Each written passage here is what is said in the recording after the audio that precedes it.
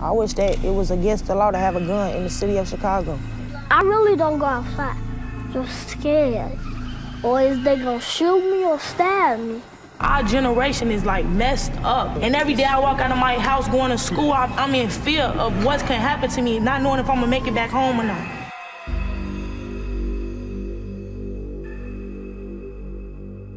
I'm from a place where the skyline light up the city, so pretty that you can lose yourself at the lakefront on a warm summer night. A place rich in history with saints who in the 1960s stood for righteousness in spite of their constant fight for human rights.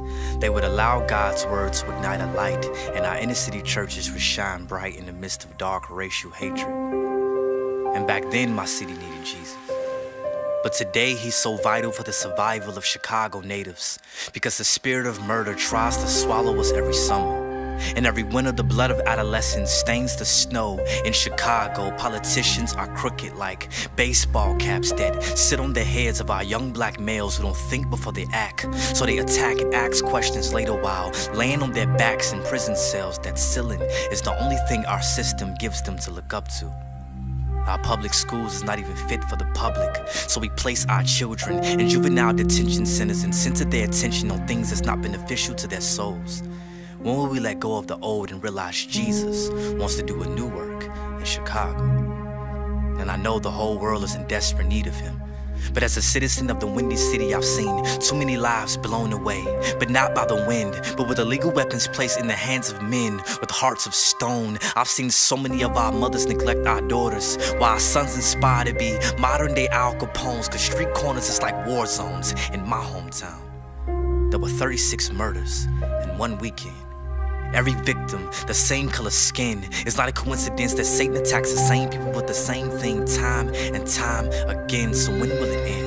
When will we stop allowing sin to enslave our city and let the one who willingly gave his life to set us free come in? Our hearts are wicked, because without the warmth of Jesus' touch, they go colder than our winters. And rejecting Jesus have left us stuck in the same deadly season. And for our loved ones taken by street violence, we can't even have a moment of silence, because police sirens are always at use. Instead of our youth shooting for the stars, they aim at one another. I am not your enemy, I am your brother. The only difference is I accepted our Father into my heart, and he has wrapped me so tight with his love I suffocated with his hug. Died and came back a new man, and he could do the same for any pimp, gangbanger, a thug, if we would just humble ourselves and pray.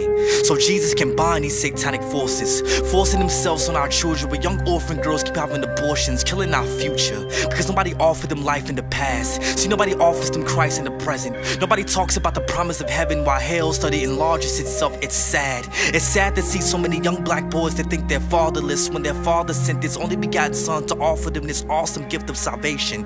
Propitiation took place for all nations, but Chicago just don't get it yet. So I'ma get it in, and I'ma speak the gospel to Chicago until gangster disciples become disciples of Christ. Dedicate my life to Jesus so his chained people can hear the freedom he gave me. In my words, serve truth to set them free. Show them love to let them see that Jesus never really left the earth, because he lives inside of me. And he can live inside them too if we give them reason to believe that he's the way, the truth, and the life. So if Christ has given you freedom, when will you offer your city Jesus?